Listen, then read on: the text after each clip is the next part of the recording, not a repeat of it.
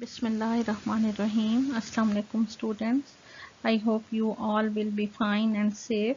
I welcome you all to the class of statistics. We are studying chapter number 14, normal distribution.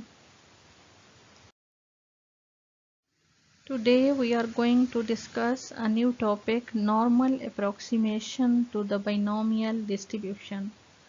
Let the discrete random variable x is binomially distributed with parameters n and p, where n is the number of trials and p the probability of success, which is equal to 1 by 2 when binomial distribution is symmetrical. But when n becomes large, that is n is greater than or equal to 50, and both np and npq are greater than 5, we use the normal approximation to the binomial distribution. It is important to note that the binomial distribution is used with discrete random variable, where the normal distribution with continuous random variable. This difference requires a correction in the approximation because the probability of a continuous random variable x taking any discrete value is 0. Hence, for approximating a discrete random variable by a continuous random variable, an adjustment of plus minus half must be made. This adjustment is called continuity correction factor. That is, x is binomially distributed with n and p. N and p are the parameters of binomial distribution. Is approximated by y is normally distributed with np and npq, or np into 1 minus p.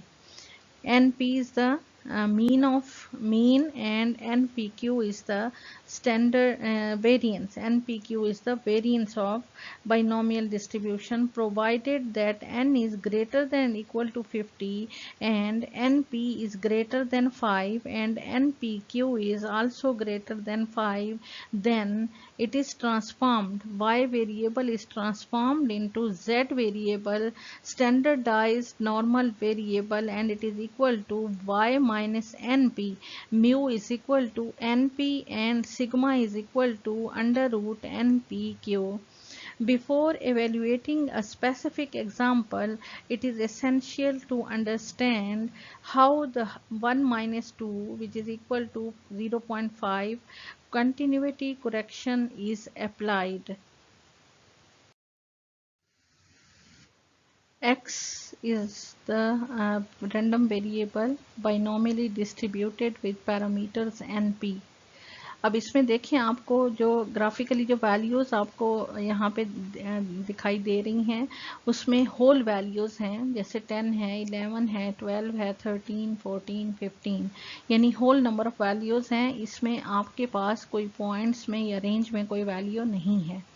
जबकि normal के आप उसमें देखें कि y is the normal random variable with parameters np and npq.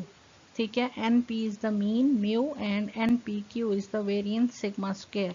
अब इसमें देखें, उसमें वैल्यूज़ आपकी अगर 10 है तो 9.5 भी है और 10.5 भी है, यानी आपकी वैल्यूज़ जो हैं वो डेसिमल में भी हैं, आपकी फ्रैक्शन में भी हैं वैल्यूज़, और होल नंबर्स में भी हैं, यानी ये रेंज उसमें आ रही हैं.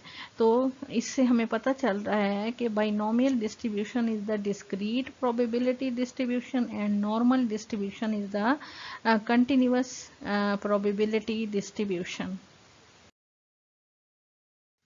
Now, the use of this approximation for various binomial probabilities is illustrated as discrete values and using the continuous values.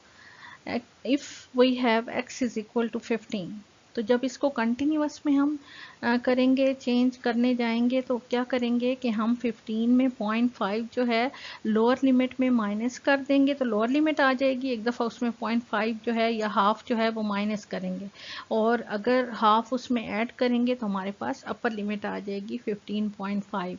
अगर हमारे पास ये सिचुएशन है कि x इज़ लेस दैन 15, यानी x इज़ लेस दैन का इस तरह का साइन है, तो फिर इस कंडीशन में क्या होगा, 0.5 या हाफ जो है उसमें माइनस होगा। ठीक है, x की वैल्यू में हाफ जो है वो माइनस होगा। ये आप आगे अभी क्वेश्चंस करेंगे तो उसमें आपको ये सिचुएशंस आपने याद रखनी है कि किस सिचुएशन में आपने हाफ माइनस करना है और किस सिचुएशन में आपने हाफ जो है वो प्लस करना है डिस्क्रीट से कंटिन्यूअस में लाने के लिए।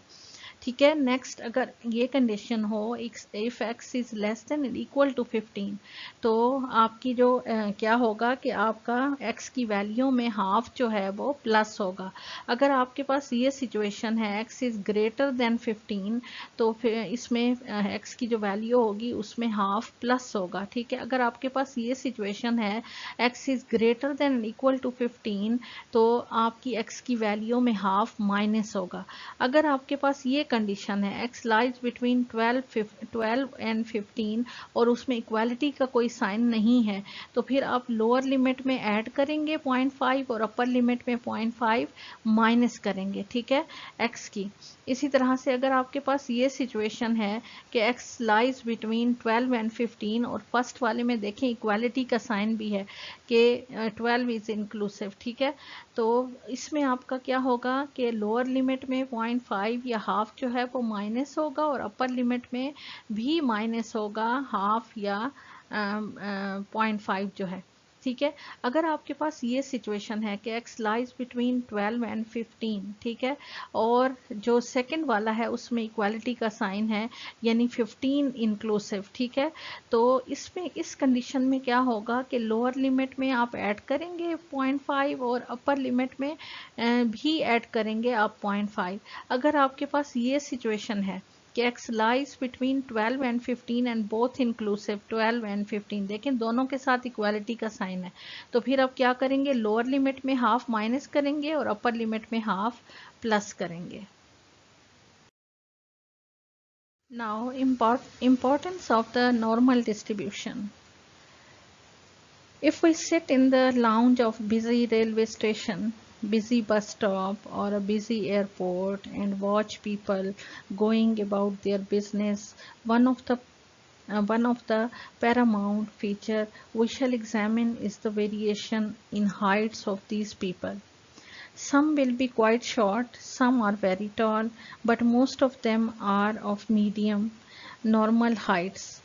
That is, most heights cluster about a central value. Real life data mostly conform to the symmetrical bell-shaped normal curve. That is why in this context the distribution is known as the normal distribution. Many other continuous random variables of natural phenomena follows this pattern, that is normal distribution, such as weights, time, distance, diameter of machine part, life of TV picture tube, breaking strength of steel cables, IQ scores of measurement, etc. Besides of its widespread applicability in natural and social sciences, the normal distribution plays a pivotal role both in theoretical as well as applied statistics. Most of the methods in theoretical statistics have been developed through the knowledge of normal distribution. In sampling, if the sample size is sufficiently large, the distribution of sample means or standard deviation tend to be normal. The theory of correlation and statistical inference also depends on normal distribution.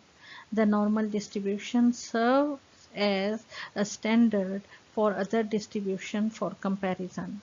This distribution is also used to determine the range of population values that will lie between mu plus minus sigma, mu plus minus 2 sigma, and mu plus minus 3 sigma, which has wide application in quality control. Now, example 14.12 from your book on page 134. The question is, find the probability of getting between 3 and 6 heads in 10 tosses of a fair coin using the binomial distribution, and second is the normal approximation to the binomial distribution. ये board के paper में भी question आ चुका है. Solution इसका जो है आप इस तरह से भी इसकी प्रोबेबिलिटीज आप फाइंड कर सकते हैं. 3 to 6 यानी probability of x lies between 3 to 6 heads. ठीक है, लाइज बिटवीन 3 to 6. तो आपने क्या करना है, बाइनोमियल डिस्ट्रीब्यूशन क्योंकि डिस्क्रीट डिस्ट्रीब्यूशन है तो उसमें 3 से लेकर 6 तक आपने प्रोबेबिलिटीज फाइंड करनी है. जबकि n आपके पास क्या है, 10 tosses, n is small n is equal to 10 and x is equal to 3 to 6. ठीक है, तो कॉइन की चूंकि बात हो रही है तो p जो है वो भी 1/2 होगा और q जो है it is equal to 1 minus p और वो भी 1/2 होगा. ठीक है, तो आपके पास बाइनोमियल डिस्ट्रीब्यूशन का जो डेंसिटी फंक्शन है वो किसके इक्वल होता है, NCx p raise to power x q raise to power n minus x. तो फर्स्ट आपने x जो है वो 3 पुट करना है. 10c3 1/2 raise to power 3 1/2 raise to power 10 minus 3 plus 10c4 1/2 raise to power 4 1/2 raise to power 10 minus 4 plus 10c5 1/2 raise to power 5 1/2 raise to power 10 minus 5 plus 10c6 1/2 raise to power 6 and 1/2 raise to power 10 minus 6. ठीक है, इसमें 1/2 raise to power 10 जो है वो common ले लिया है. तो अंदर हमारे पास जो कॉम्बिनेशन जो हैं, जो कोएफिशिएंट ऑफ जो कॉम्बिनेशन है वो रह जाएंगे, that are 10c3 plus 10c4 plus 10c5 plus 10c6. इनको सॉल्व करें तो 10c3 आता है 120 के इक्वल और 1/2 की पावर 10 लें तो वो आता है 1 डिवाइडेड बाई 1024. और इसी तरह से 10c4 का कॉम्बिनेशन खोलें तो वो 210 के इक्वल आता है. 10c5 का कॉम्बिनेशन खोलें तो वो 252 के इक्वल आता है और प्लस 10c6 का कॉम्बिनेशन खोलें तो हमारे पास आंसर आता है 210. ठीक है, तो इन सब को प्लस करके ये हमारे पास आता है 792 डिवाइडेड बाय 1024.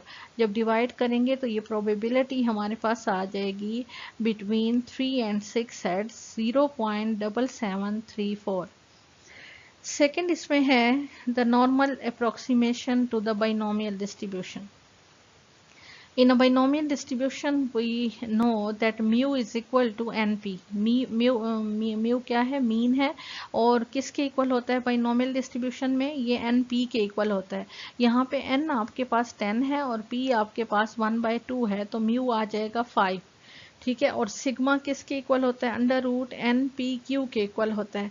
तो n आपके पास 10 है, p भी 1/2 है और q भी 1/2 है.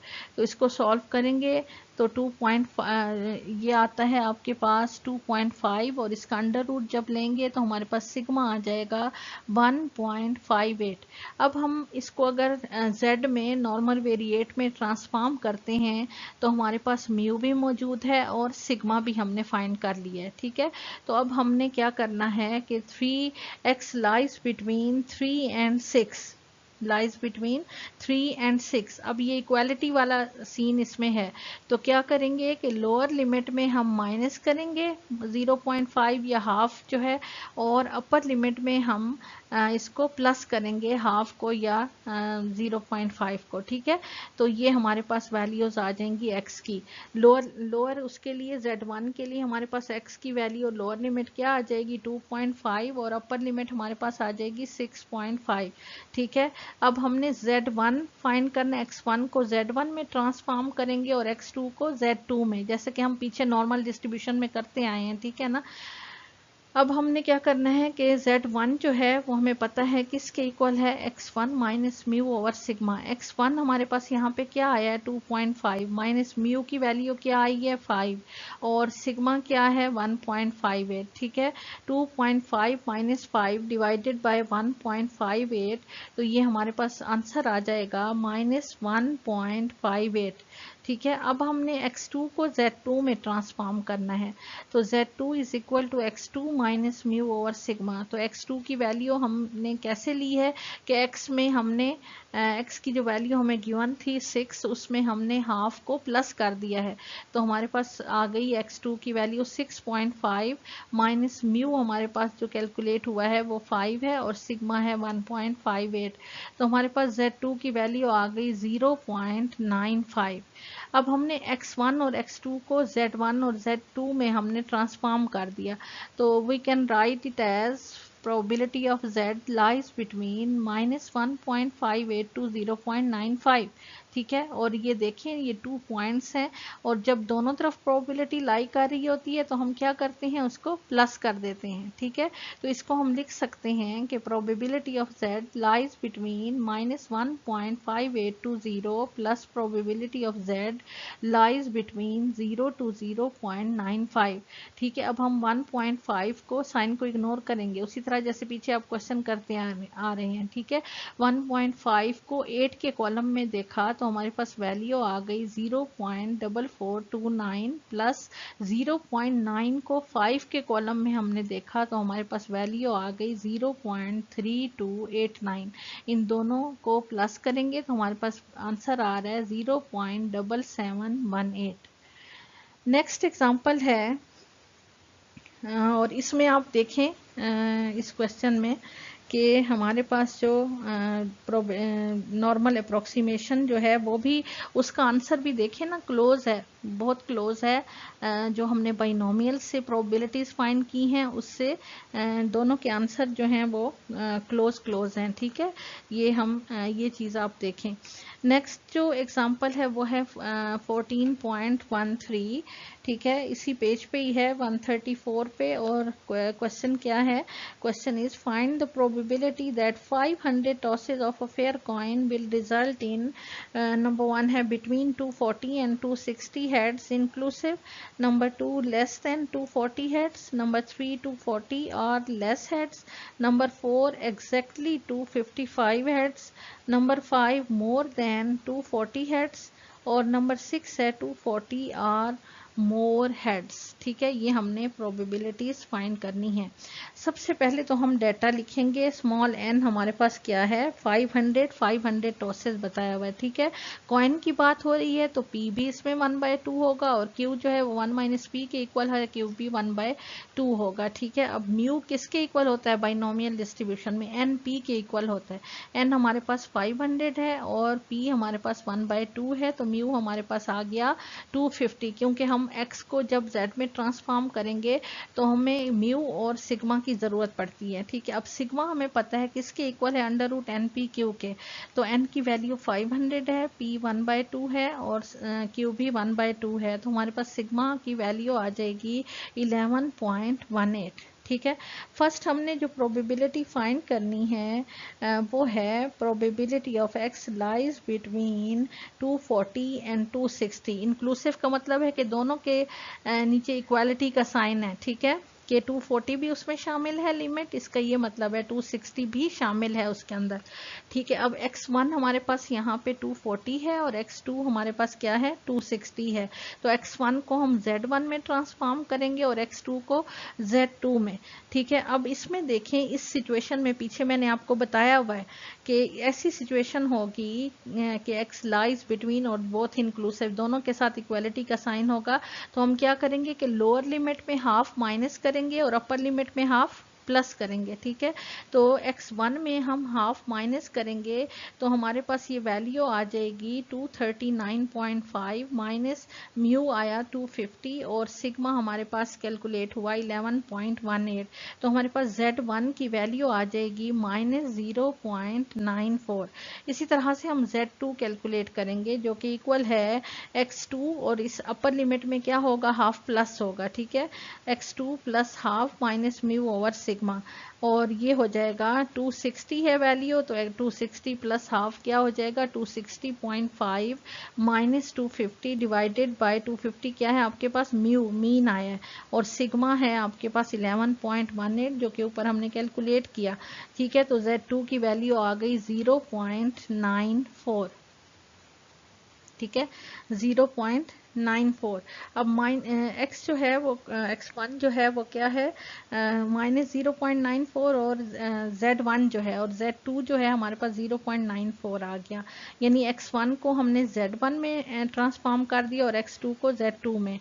तो अब हम इसको लिख सकते हैं कि probability of z lies between -0.94 to 0.94, ठीक है। अब दोनों तरफ हमारी प्रोबेबिलिटी लाइक आ रही है तो क्या होगी, प्रोबेबिलिटीज प्लस होंगी। यहाँ पे क्या होगा, probability of z lies between -0.94 to 0 plus probability of z lies between 0 to 0.94। अब 0.9 को 4 के कॉलम में देखा तो हमारे पास वैल्यू आ गई 0.3264 प्लस इसी तरह से नेक्स्ट में भी 0.9 के सामने हमने 4 के कॉलम में वैल्यू देखी तो हमारे पास आई 0.3264। ये टेबल से दोनों वैल्यूज कैलकुलेट की, दोनों को प्लस किया तो हमारे पास ये आ गया एरिया 0.6528। सेकेंड जो इसमें पार्ट है वो है लेस देन 240 हेड्स। अब ये सिचुएशन क्या है, probability of x is less then 240। अब इस सिचुएशन में हम क्या करते होते हैं, x की वैल्यू में हाफ माइनस करते हैं, ठीक है। x यहाँ पे क्या है 240 है तो 240 में हाफ माइनस करेंगे तो क्या आ जाएगा 239.5 minus mu 250 divided by sigma 11.18। अब हमारे पास वैल्यू क्या आ गई z की -0.94। अब इससे बिलो एरिया हमें चाहिए, ठीक है, जो हमके शेड करके मैंने बताया हुआ है। तो हम इसको लिख सकते हैं कि probability of z is less then -0.94। x को हमने z में ट्रांसफॉर्म कर दिया। अब हम इसको किस तरह से इसकी प्रोबेबिलिटी फाइंड करेंगे कि probability of z lies between -∞ to 0। यहाँ पूरे हाफ में से जो अनशेडेड एरिया है वो अगर हम माइनस कर देते हैं तो हमारे पास रिक्वायर्ड एरिया जो कि शेडेड है वो आ जाएगा, ठीक है। तो हम इसको लिख सकते हैं probability of z lies between -∞ to 0 minus probability of z lies between -0.94 to 0, ठीक है। अब -∞ टू 0 तक का जो एरिया है वो हमें पता है किसके इक्वल है, 0.5 के इक्वल है। -0.9 को 4 के कॉलम में जब हमने देखा टेबल से वैल्यू तो वो आई 0.3264। तो 0.5 में से इसको माइनस करेंगे तो हमारे पास रिक्वायर्ड जो एरिया है वो आ जाएगा 0.1736। थर्ड पार्ट इज 240 और लेस हेड्स, यानी probability of x is less than and equal to 240। Here x is equal to 240, we transform x into z। तो ऐसी सिचुएशन में क्या होगा, ठीक है, वो हम ऐड करेंगे, वी ऐड 0.5 और half into the value of x, ठीक है। तो क्या होगा, z is equal to x plus half minus mu over sigma. 240 में आपने हाफ प्लस कर दिया तो वैल्यू आ जाएगी 240.5 माइनस म्यू है हमारे पास 250 डिवाइडेड बाय सिग्मा की वैल्यू है 11.18 और z हमारे पास कैलकुलेट हो जाएगा -0.85, ठीक है। अब हमने x को z में ट्रांसफॉर्म कर दी, इसको हम लिख सकते हैं probability of z less than and equal to -0.85, ठीक है। अब -0. माइनस की वैल्यू है तो लेफ्ट साइड पे ये लाई करेगी 0 के, ठीक है। तो इससे लोअर हमने जो एरिया है वो हमने फाइंड करना है, उसको हम शेड करके बता दिया है। तो इसको हम लिख सकते हैं probability of z lies between -∞ to 0 minus probability of z lies between -0.85 to 0, ठीक है, अब हमें पता है कि माइनस इन्फिनिटी से 0 तक का जो एरिया है वो 0.5 के इक्वल है। ठीक है, माइनस, अब इसमें अनशेडेड एरिया 0.8 को हम 5 के कॉलम में देखेंगे तो एरिया टेबल से हमारे पास वैल्यू आ गई 0.3023। 0.5 में से इसको माइनस किया तो रिक्वायर्ड एरिया हमारे पास आ गया 0.1977। नंबर 4 इसमें है पार्ट एग्जैक्टली 255 हेड्स। जब इस तरह की सिचुएशन होगी तो ऐसी सिचुएशन में हम Z1 और Z2 यानी x तो एक ही है हमारे पास, लेकिन हम उसको Z1 और Z2 में ट्रांसफॉर्म करेंगे। कि इस सिचुएशन में क्या होगा कि एक दफ़ा जो है हाफ x में माइनस होगा और एक दफ़ा हाफ प्लस होगा। ठीक है, तो 255 में एक दफ़ा हाफ माइनस करेंगे तो क्या आ जाएगा 254.5 माइनस 250 डिवाइडेड बाई 11.18, तो ये Z1 की वैल्यू आ गई 0.40। ठीक है, अब Z2 के लिए हम क्या करेंगे कि x में हाफ प्लस करेंगे तो क्या आ जाएगी 255.5 माइनस 250 डिवाइडेड बाई 11.18, तो Z2 की वैल्यू हमारे पास आ गई 0.49। ठीक है, अब ये दोनों पॉजिटिव वैल्यूज़ हैं तो राइट साइड पे ये ज़ीरो के लाई करेंगी, तो इन दो पॉइंट्स के दरमियान हमने एरिया फाइंड करना है। तो हमने z में इसको ट्रांसफॉर्म कर दिया x को, तो हम इसको लिख सकते हैं probability of z lies between 0.40 to 0.49। ठीक है, और इसका एरिया फाइंड करने के लिए हम क्या करेंगे कि probability of z lies between 0 to 0.49, इस पूरे एरिया में अनशेडेड एरिया जो है वो हम माइनस कर देंगे तो हमारे पास रिक्वायर्ड एरिया आ जाएगा। ठीक है, तो लिख सकते हैं probability of z lies between 0 to 0.49 minus probability of z lies between 0 to 0.40। ठीक है, तो 0.4 को 9 के कॉलम में हमने देखा तो एरिया टेबल से वैल्यू आया 0.1879 माइनस 0.4 को 0 के कॉलम में हमने देखा तो एरिया टेबल में वैल्यू जो हमने कैलकुलेट की वो है 0.1554। तो इसमें से माइनस करेंगे तो हमारे पास रिक्वायर्ड एरिया आ जाएगा 0.0325। ठीक है, नेक्स्ट जो पार्ट है वो है more than 240 heads, probability of x is greater then 240।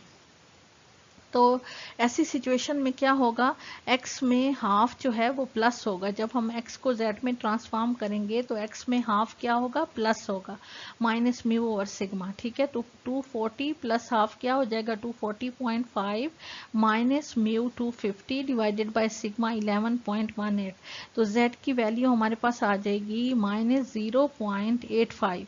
तो probability of z is greater then minus 0.85। ठीक है, तो इसको हम लिख सकते हैं, इससे ग्रेटर एरिया कहाँ कौन सा होगा, जो शेड किया हुआ है। ठीक है ना, इस पॉइंट से ग्रेटर एरिया ये सारा होगा।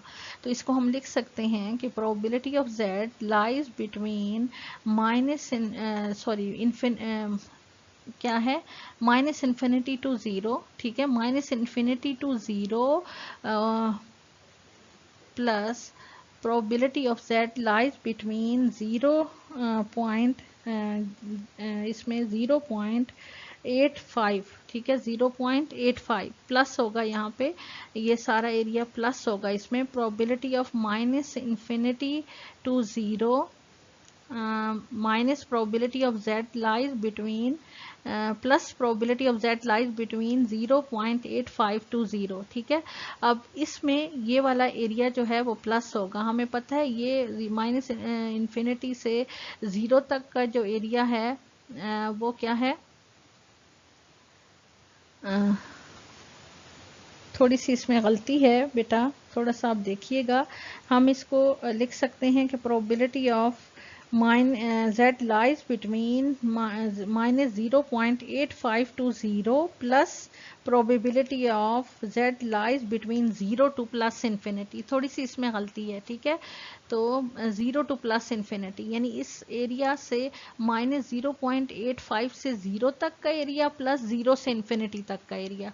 तो 0.8 को 5 के कॉलम में देखेंगे, पहले ये वैल्यू आएगी। ठीक है, 0.3023 आई आपके पास वैल्यू प्लस, अब z lies between 0 to infinity. अब 0 से इन्फिनिटी तक का एरिया आपको पता है 0.5 के इक्वल है, तो 0.5 इस साइड पे आएगा। ये गलती से थोड़ा सा यहाँ पे गलत लिखा हुआ है, तो आप इसको करेक्ट कर दीजिएगा। It is equal to 0.8023। ठीक है, तो 6 जो पार्ट है इसका वो है 240 और मोर हेड्स, यानी probability of x is greater than equal to 240।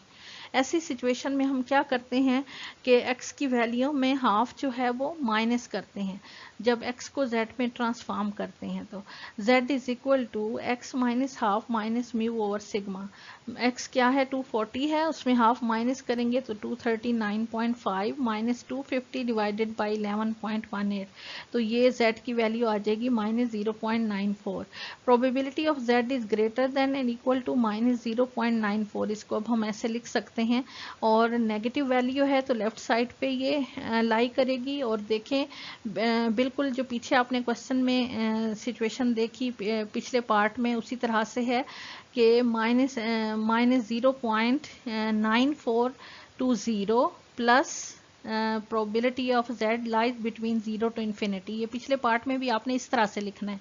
ठीक है, 0.9 को 4 के कॉलम में देखा तो हमारे पास वैल्यू आ गई 0.3264 प्लस 0 से इन्फिनिटी तक की जो एरिया है वो हमें पता है 0.5 के इक्वल है। इसको प्लस करेंगे तो हमारे पास रिक्वायर्ड एरिया आ जाएगा 0.8264। Now question number 14.8 part B from your exercise on page 145. Question is, a coin is tossed 400 times. Use the normal approximation to find the probability of obtaining between 185 and 210 heads inclusive. And number 2 is exactly 205 heads. अब N पहले तो हम data लिखेंगे। N हमारे पास small N कितना है 400 tosses. P जो है वो कॉइन की बात हो रही है, तो पी किसके इक्वल होगा 1/2, और क्यू जो है ये इक्वल होता है 1 माइनस पी के, तो 1 माइनस 1/2 इक्वल टू 1/2 आ जाएगा। म्यू फाइंड करेंगे जो कि इक्वल होता है एन पी के। एन 400 है और पी 1/2, तो हमारे पास म्यू आ जाएगा 200। सिग्मा हमें पता है ये किसके इक्वल होता है √NP क्यू के। एन 400 है, पी 1/2, क्यू भी 1/2, तो ये सिग्मा हमारे पास आ जाएगा 10 के इक्वल। अब फर्स्ट जो इसमें पार्ट है वो है बिटवीन 185 एंड 210 हेड्स इंक्लूसिव। ठीक है, तो इसका क्या मतलब है कि probability of x lies between 185 and 210। और देखिए नीचे दोनों का इंक्लूसिव जब होता है तो दोनों के इक्वालिटी का साइन आएगा। ठीक है, here x1 is 185 and x2 is 210। ठीक है, तो z1 के लिए हम ऐसी सिचुएशन में क्या करते हैं कि लोअर लिमिट में हाफ माइनस करते हैं और अपर लिमिट में हाफ प्लस करते हैं। तो हम z1 को लिख सकते हैं x1 minus half minus mu divided by sigma. It is equal to x1 is equal to 185 minus half minus mu is 200 and sigma is 10। ठीक है, तो ये z1 की वैल्यू आ जाएगी -1.55। इसी तरह से x2 को z2 में हम ट्रांसफॉर्म करेंगे तो z2 का जो फार्मूला है वो क्या है x2 plus half minus mu over sigma. ठीक है, अपर लिमिट में ऐसी सिचुएशन में हम हाफ प्लस करते हैं, तो 210 प्लस हाफ क्या हो जाएगा 210.5 minus mu is equal to 200 divided by sigma is equal to 10। तो हमारे पास z2 की वैल्यू आ जाएगी 1.05। तो हम इसको लिख सकते हैं कि probability of z lies between -1.55 to 1.05। ठीक है, अब देखिए हमारी प्रोबेबिलिटी दोनों साइड पे लाइक आ रही है, तो क्या होंगी हमारी प्रोबेबिलिटीज ऐड हो जाएंगी। Probability of z lies between -1.55 to 0 plus probability of z lies between 0 to 1.05। अब 1.5 को 5 के कॉलम में हमने देखा तो हमारे पास वैल्यू आ गई 0.43943 प्लस 1.0 को 5 के कॉलम में देखा तो हमारे पास वैल्यू आ गई 0.35314। दोनों प्रोबेबिलिटीज को हमने प्लस किया तो हमारे पास रिक्वायर्ड एरिया आ गया 0.79257। Next question is 14.21 part A from your exercise. Question is, a die is tossed 120 times. Find the probability that phase 4 will turn up Number 1 8 times or less. Number 2 exactly 15 times, assuming the die is fair. ठीक है, die is fair. 14.21 का ए part है. सबसे पहले तो हम data लिखेंगे. Die की बात हो रही है, ठीक है. डाई किसको कहते हैं? छक्के को कहते हैं. एन क्या है यहाँ पे? स्मॉल एन 120 है. और टर्न फेस 4 टर्न अप. अब इसमें जितने भी 1 से 6 तक नंबर होते हैं डाई के ऊपर, और हर एक की प्रोबेबिलिटी क्या होगी? 1/6. तो पी क्या हो जाएगा यहाँ पे? 1/6. क्यू है 5/6. 1 माइनस पी के इक्वल होता है, ठीक है. और म्यू हमें पता है it is equal to n p, और एन आपके पास 120 है. P is 16. 1 डिवाइडेड बाय 6, तो हमारे पास म्यू आ जाएगा 20. इसी तरह से we know that sigma is equal to under root n p q. N is 120, p is equal to 1/6 and q is equal to 5/6. तो हमारे पास आंसर आ जाएगा, सिग्मा आ जाएगा 4.08 के इक्वल, ठीक है.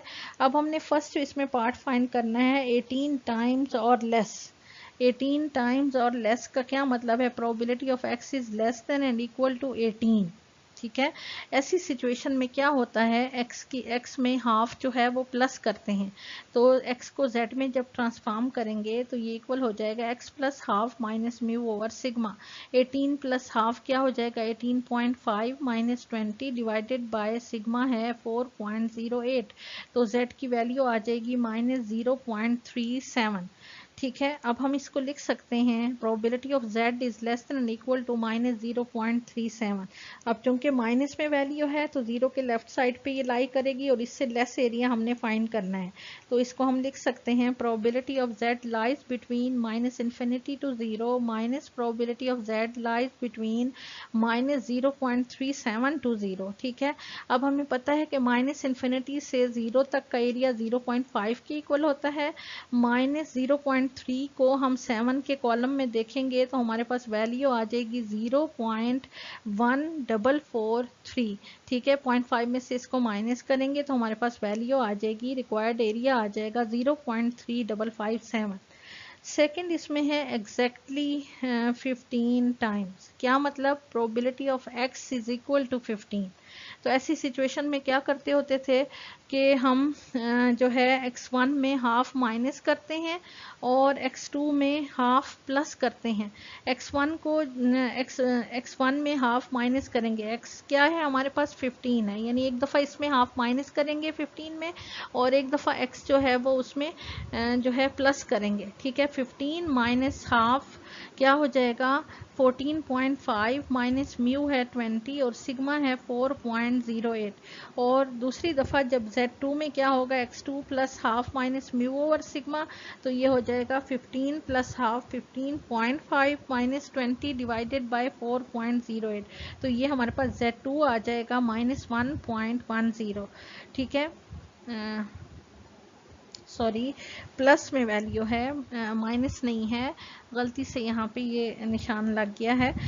Z2 जो है ये हमारे पास आ रहा है 1.10, ठीक है. तो हम इसको लिख सकते हैं कि probability of Z lies between -1.35 to 1.10, ठीक है. अब दोनों तरफ हमारी प्रोबेबिलिटी लाई कर रही है तो क्या होगी? प्लस होगा. प्रोबेबिलिटी ऑफ हम इसको लिख सकते हैं Z lies between -1.35 to 0 plus probability of Z lies between 0 to 1.1, ठीक है. अब पहले हमने 1.3 को 5 के कॉलम में देखा, एरिया टेबल से वैल्यू वो थी 0.4115 प्लस 1.1 को 0 के कॉलम में हमने देखा तो हमारे पास ये वैल्यू आई टेबल से 0.3643. दोनों को हमने प्लस किया तो हमारे पास रिक्वायर्ड एरिया आ गया 0.7758. Now question number 14.21 part B. The question is, a machine produces bolts which are 10% defective. Find the probability that in a random sample of 400 bolts produced by this machine, at most 30, between 30 and 50 inclusive, exactly 34 bolts will be defective, ठीक है. अब इसमें P क्या है हमारे पास, P 10% probability हमें बताई हुई है, ठीक है। 10% का क्या मतलब है, 10 डिवाइडेड बाई 100 इक्वल आ जाएगा 0.1 के, ठीक है, जो कि 1/10 भी हम उसको लिख सकते हैं। इसी तरह से Q क्या होगा, 1 माइनस P के इक्वल है, तो वो हमारे पास 0.9 या 9/10 भी उसको हम लिख सकते हैं, ठीक है। Q हमारे पास आ जाएगा। और स्मॉल n जो है 400 वोल्ट्स हमारे पास ये बताया हुआ है क्वेश्चन में, n इज इक्वल टू 400। तो म्यू हम फाइंड करेंगे, we know that mu is equal to n p, n is 400 and p is equal to 1/10, it is equal to mu is equal to 40, ठीक है। और sigma, we know that sigma is equal to under root n p q, n is 400, p is equal to 1/10 and q is equal to 9 divided by 10। तो हमारे पास sigma आ जाएगा 6 के equal, ठीक है। First हमने फाइंड करना है एट मोस्ट 30। एट मोस्ट का मतलब होता है x is less than and equal to, ठीक है। At most probability of x is less than and equal to 30। और ऐसी सिचुएशन में हम क्या करते हैं, x को जब z में ट्रांसफॉर्म करते हैं तो x में हाफ प्लस करते हैं, ठीक है। तो z इज इक्वल टू क्या हो जाएगा, x plus half minus mu divided by sigma. 30 में हाफ प्लस करेंगे तो 30.5 हो जाएगा, माइनस म्यू हमारे पास 40 है और सिग्मा हमारे पास 6 के इक्वल है। तो z की वैल्यू आ जाएगी -1.58। तो इसको हम लिख सकते हैं probability of z is less than and equal to -1.58। अब ये नेगेटिव वैल्यू है तो इसलिए 0 के लेफ्ट साइड पे ये लाई करेगी, और इससे बिलो एरिया हमने देखना है जो कि मैंने शेडेड आपको बताया हुआ है, ठीक है। तो इसको हम लिख सकते हैं कि probability of z lies between -∞ to 0 minus probability of z lies between -1.58 to 0, ठीक है। अब हमें पता है कि -∞ to 0 तक का जो एरिया है वो 0.5 के इक्वल होता है। -1.5 को 8 के कॉलम में देखेंगे तो वो वैल्यू आती है 0.4429। 0.5 में से इसको माइनस करेंगे तो हमारे पास रिक्वायर्ड एरिया आ जाएगा 0.0571। सेकेंड पार्ट इसमें है बिटवीन 30 एंड 50 इंक्लूसिव। क्या मतलब है कि probability of x lies between 30 and 50, और दोनों के साथ इक्वालिटी का साइन होगा कि 30 भी उसमें शामिल है और 50 की लिमिट भी उसमें शामिल है। Here x1 is equal to 30 and x2 is equal to 50। तो ऐसी सिचुएशन में हम क्या करते हैं, x1 में हाफ माइनस करेंगे और x2 में हाफ प्लस करेंगे। तो z1 is equal to x1 minus half minus mu over sigma. x1 हमारे पास है 30 minus half minus mu is equal to 40 and sigma is equal to divided by sigma is equal to 6। तो हमारे पास z1 की value आ जाएगी -1.75। z2 is equal to x2 plus half minus mu over sigma, ठीक है। तो x2 हमारे पास यहाँ पे कितना है, 50 है। 50 प्लस हाफ 50.5 हो जाएगा, minus mu is 40 and sigma divided by sigma is equal to 6। तो ये हमारे पास z2 की वैल्यू आ जाएगी 1.75। तो हम इसको लिख सकते हैं probability of z lies between z1 क्या आया है -1.75 एंड z2 इज 1.75 प्लस 1.75, ठीक है। अब ये दोनों तरफ माइनस वैल्यू लेफ्ट साइड पे और पॉजिटिव वैल्यू राइट साइड पे, तो जब दोनों तरफ प्रोबेबिलिटी लाई कर रही हो तो क्या होती हैं, प्लस होती हैं प्रोबेबिलिटीज। तो इसको हम लिख सकते हैं probability of z lies between -1.75 to 0 plus probability of z lies between 0 to 1.75। अब 1.7 को 5 के कॉलम में जब देखा तो हमारे पास जो वैल्यू आई वो 0.4599। इसी तरह से नेक्स्ट में भी 1.7 को 5 के कॉलम में देखेंगे तो यही वैल्यू आएगी, और दोनों को जब प्लस करेंगे तो हमारे पास रिक्वायर्ड एरिया आ जाएगा 0.9198। थर्ड पार्ट इसका है exactly 34 volts will be defective, ठीक है। तो एग्जैक्टली वाली सिचुएशन जब हमारे पास होती है तो हम क्या करते हैं कि x की वैल्यू में एक दफ़ा हाफ जो है वो माइनस करते हैं और एक दफ़ा हाफ उसमें प्लस करते हैं। जब x में हाफ माइनस करेंगे तो z1 आएगा और x में हाफ प्लस करेंगे तो हमारे पास z2 की वैल्यू आ जाएगी, ठीक है। तो z1 क्या है, x minus half minus mu. x क्या है हमारे पास 34 minus half minus mu is equal to 40 divided by sigma is equal to 6, तो Z1 की वैल्यू हमारे पास आ जाएगी -1.08। ठीक है, Z2 is equal to x plus half minus mu over sigma. तो x की वैल्यू हमारे पास क्या है 34 plus half minus mu is 40 divided by sigma is 6। ठीक है, 34.5 माइनस 40 करेंगे और 6 पे उसको डिवाइड करेंगे तो Z2 की वैल्यू हमारे पास आ जाएगी -0.917। ठीक है, अब हम इसको लिख सकते हैं कि probability of Z lies between -1.082 to -0.92। ठीक है, दोनों माइनस की वैल्यूज हैं, तो कहाँ पे लाई करेंगी, जीरो के लेफ्ट साइड पे। तो हम इसको लिख सकते हैं कि probability of -1.082 Z lies between -1.0820 minus probability of Z lies between -0.9220। ठीक है, 9220 92 उसको कर देना, उसको राउंड ऑफ कर देंगे 917 को। ठीक है, तो अब हमने क्या करना है 1.0 को 8 के कॉलम में हमने टेबल से वैल्यू देखनी है और वो वैल्यू हमारे पास आ रही है 0.3599। साइन को हम इग्नोर करते हैं। ठीक है, ये आपको पता है। -0.9 को 2 के कॉलम में हम देखेंगे एरिया टेबल में तो हमारे पास वैल्यू आती है 0.3212। इसको इसमें से माइनस करेंगे तो हमारे पास रिक्वायर्ड एरिया आ जाएगा 0.0387। Now question number 14.23 part A from your exercise on page 144. Question is, in a normal distribution lower and upper quartiles 15 and 25, find the probability that probability of x is less than 18. Number 2, probability of x is less then 22। ठीक है, अब इसमें आपको जो values given है वो हैं lower और अपर क्वार्टाइल। Q1 जो है वो 15 है यहाँ पे और Q3 इज इक्वल टू 25। तो आप मीन सबसे पहले हमें चाहिए। मीन किसके इक्वल होता है, Q1 plus Q3 divided by 2। ठीक है, तो Q1 है 15 प्लस Q3 है हमारे पास 25 divided by 2 is equal to क्या आ जाएगा 20।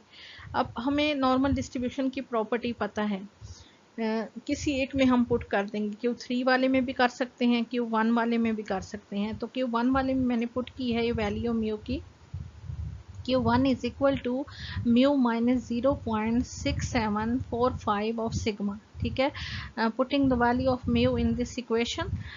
Q1 की वैल्यू है 15 जो कि हमें गिवन है क्वेश्चन में और म्यू हमने फाइंड कर लिया है जो कि इक्वल टू 20 है माइनस 0.6745 ऑफ सिग्मा। तो यहाँ से हम सिग्मा की वैल्यू कैलकुलेट कर लेंगे जो कि हमारे पास आ रही है 7.413। अब हमारे पास म्यू 20 है और सिग्मा भी हमने कैलकुलेट कर लिया, वो वैल्यू है 7.413। तो हमने फाइंड करना है probability of x is less then 18। ठीक है, probability of x is less then 18। Mu भी हमें पता चल गया, सिग्मा भी हमने कैलकुलेट कर लिया। अब सिंपल हमने जो जैसे एरिया कैलकुलेट करते हैं, x हमारे पास क्या है 18 है, तो 18 माइनस म्यू है 20 और सिग्मा है 7.41। तो z की वैल्यू हमारे पास आ जाएगी -0.27। ठीक है, अब -0.27 नेगेटिव वैल्यू है तो जीरो के लेफ्ट साइड पे लाई करेगी और इससे बिलो एरिया हमें चाहिए। ठीक है, जो कि शेडेड आपको नज़र आ रहा है पिक में। ठीक है, तो इसको हम लिख सकते हैं कि probability of z lies between -∞ to 0 minus probability of z lies between -0.27 to 0 के जो -∞ से 0 तक का जो एरिया है उसमें अनशेडेड एरिया माइनस कर देंगे तो हमारे पास रिक्वायर्ड एरिया आ जाएगा। ठीक है, अब हमें पता है कि -∞ से 0 तक का एरिया जो है वो 0.5 के इक्वल है। ठीक है, और 0.2 को 7 में हम देखेंगे तो हमारे पास टेबल से वैल्यू है 0.1064। 0.5 में से इसको माइनस किया तो हमारे पास रिक्वायर्ड एरिया आ गया 0.3936।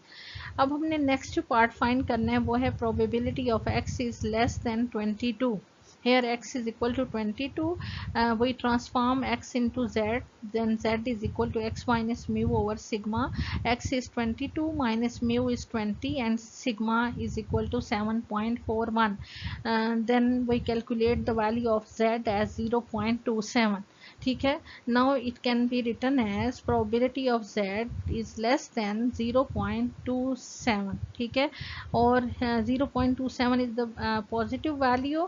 ठीक है. और ये कहाँ पे लाई करेगी, राइट साइड, जीरो के राइट साइड पे, और इससे बिलो एरिया चाहिए हमें, तो इस पॉइंट से बिलो एरिया ये सारा जो हमने शेड किया है, तो इसका क्या मतलब है कि probability of z lies between minus infinity से 0 तक का एरिया प्लस 0 से 0.27 तक का एरिया. ठीक है. इस सारे को प्लस करेंगे तो हमारे पास ये एरिया आ जाएगा.